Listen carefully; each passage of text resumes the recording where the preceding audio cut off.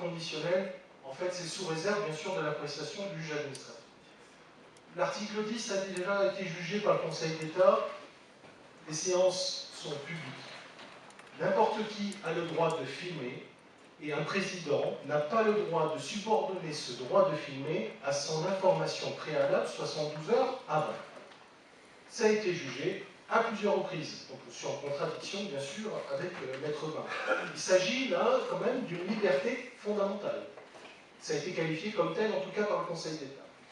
Article 18, alors ce délai effectivement pose problème puisque le droit d'amendement, comme vous l'avez d'ailleurs souligné, c'est assez d'ailleurs paradoxal, c'est bon ou c'est pas bon, mais il peut s'exercer au moment même où la délibération est présentée à son vote. Le droit d'amendement ne doit pas être limité de quelque façon que ce soit par le règlement intérieur. Ça encore, ça a été jugé par le Conseil d'État, mais on demandera au président du tribunal administratif de Toulon de prendre position pour savoir qui a raison. Sachant que pour ce conseil communautaire, j'ai reçu mon dossier vendredi matin. D'autres conseillers communautaires ici présents l'ont reçu samedi matin. Comment voulez-vous matériellement respecter le délai de 72 heures? En plus, alors, on est dans la théorie, mais dans la pratique, c'est impossible.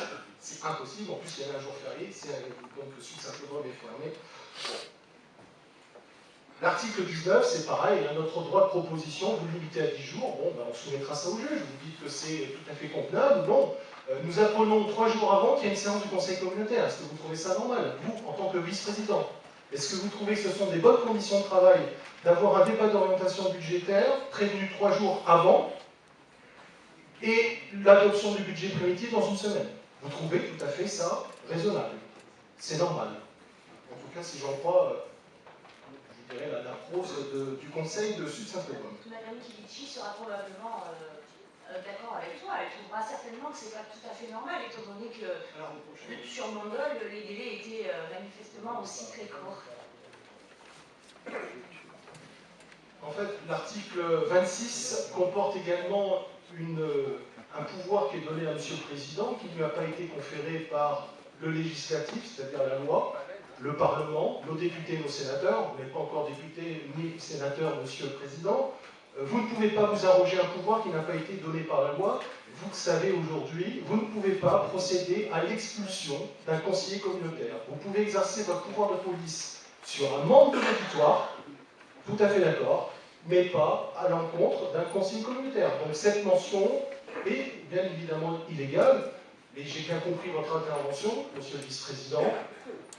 Ce règlement intérieur, malgré les demandes de modification, vous allez le passer en force, mis à part une mise à jour sur une des erreurs que j'avais donc soumises à notre Assemblée. Je rappellerai quand même que ce règlement intérieur aurait dû être adopté avant le 30 octobre, que nous allons fêter 1 an de cette mandature, et que nous ne sommes toujours pas dotés à ce jour d'un règlement intérieur qui prévoit des droits d'expression sur le site internet de la ville, enfin de Sud-Saint-Eudôme, dans l'écho des terroirs, et qu'on n'a pas pu exercer ce droit depuis maintenant 1 an. Vous allez donc passer en force. Ben, écoutez, je dirais que nous verrons qui a raison devant le tribunal administratif de Toulon. Je le regrette malheureusement que vous souhaitiez ne pas modifier ce règlement intérieur pour respecter la loi. Je peux comprendre qu'effectivement le Conseil n'est pas d'accord.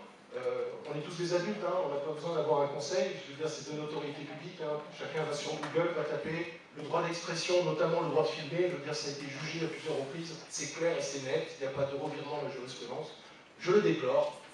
Donc je ne voterai pas, bien sûr, ce règlement intérieur en l'état, puisqu'il contrevient à certaines libertés fondamentales.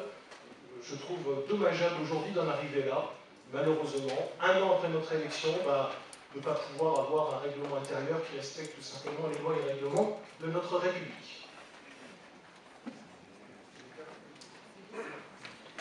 Oui, en tant que genou, dans la politique, il y a quelque chose qui m'échappe là-dedans. Toutes les propositions que vous faites, même la plus scandaleuse que vous ayez faite, qui était contre la liberté d'expression, vous obtenez une majorité pratiquement de 37 membres sur 43. Quelle est l'utilité d'essayer de brimer ce que vous appelez les minorités, des oppositions sur certains points, alors que vous êtes assuré de faire passer strictement n'importe quoi. Là, il y a quelque chose qui m'échappe. C'est la démocratie. C'est la majorité. Excusez-moi. Une assemblée démocratiquement élue, la majorité décide. Excusez-moi. Dans un cadre réglementaire, monsieur, j'espère. Dans un cadre réglementaire, j'espère. Je ne sais pas. Je pose la question pour un jeune. Monsieur Friedler. Écoutez, est-ce que je peux répondre à cette dame en quoi le règlement intérieur prime?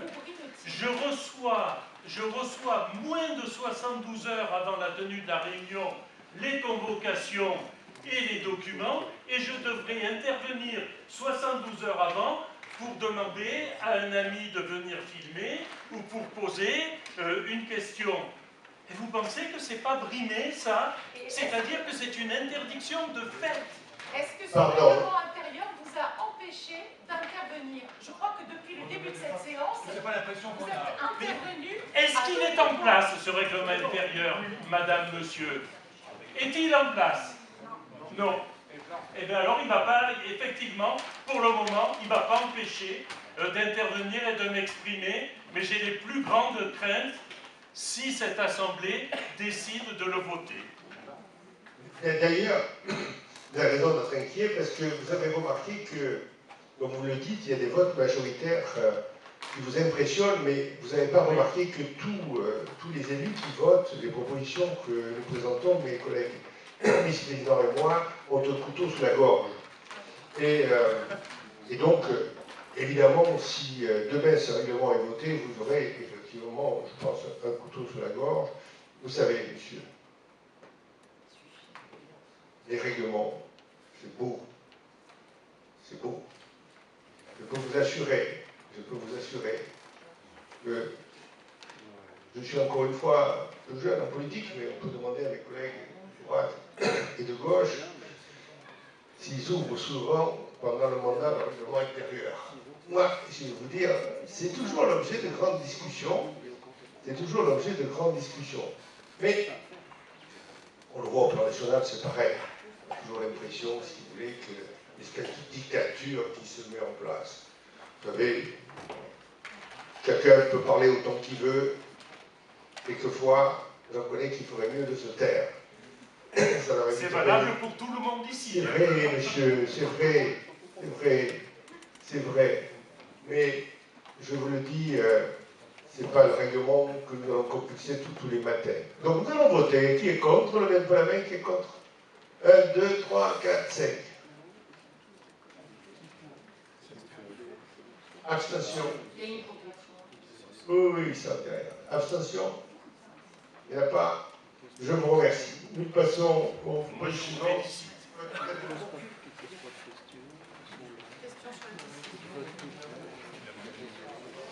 Oui, il y a des décisions. Il y a des questions sur les décisions.